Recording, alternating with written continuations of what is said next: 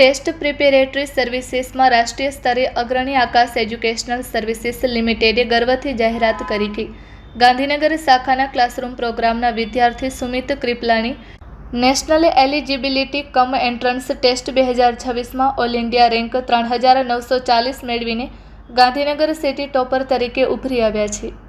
આ ઉત્કૃષ્ટ પ્રદર્શન સુમિતની સતત મહેનત, નિશ્ચય અને શિસ્તબદ્ધ તૈયારીને પ્રતિબિંબિત કરે છે, જે આકાશ ખાતે શૈક્ષણિક માર્ગદર્શન અને સ્ટ્રક્ચર્ડ લર્નિંગ ઇકોસિસ્ટમ દ્વારા સમર્થિત છે.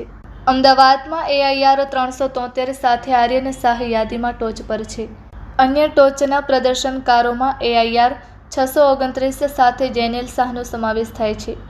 AIR 665 સાથે નિત્ય શાહને, AIR 651 સાથે સોહમ ઓધવિયા અતુલકુમાર. નીટ UG 2026માં અસાધારણ પ્રદર્શન કરીને AESLએ ફરી એકવાર ભારતની સૌથી વિશ્વસનીય તબીબી પ્રવેશ તૈયારી સંસ્થા તરીકે પોતાનું સ્થાન મજબૂત બનાવ્યું છે. આ વર્ષે આકાશના વિદ્યાર્થીઓએ ટોચના 10 વિદ્યાર્થીઓ, ટોચના 50 વિદ્યાર્થીઓ અને ટોચના 100 વિદ્યાર્થીઓમાં 41 વિદ્યાર્થીઓ સાથે પ્રતિષ્ઠિત ટોચના ક્રમાંકો મેળવ્યા છે. આ નોંધપાત્ર પરિણામો AESLના શૈક્ષણિક શ્રેષ્ઠતાના વારસા, તેના વિદ્યાર્થી કેન્દ્રિત અભિગમ અને નિષ્ણાત ફેકલ્ટી, વ્યાપક અભ્યાસ સામગ્રી, સખત પરીક્ષણ અને વ્યક્તિગત માર્ગદર્શન દ્વારા દેશભરમાં સતત ટોચના ક્રમાંકિત તબીબી ઉમેદવારો ઉત્પન્ન કરવાની તેની ક્ષમતાને રેખાંકિત કરે છે.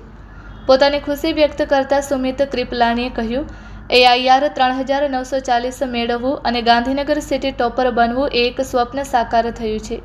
હું મારા માતા પિતાનો હૃદયપૂર્વક આભાર માનું છું કે તેમણે હંમેશા મારા પર અને આકાશના મારા શિક્ષકો પર તેમના સતત માર્ગદર્શન અને પ્રેરણા માટે વિશ્વાસ રાખ્યો.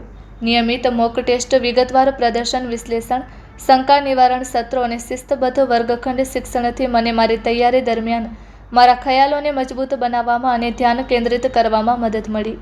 આ સિદ્ધિ મને સફળ ડૉક્ટર બનવા માટે વધુ સખત મહેનત કરવા પ્રેરણા આપે છે.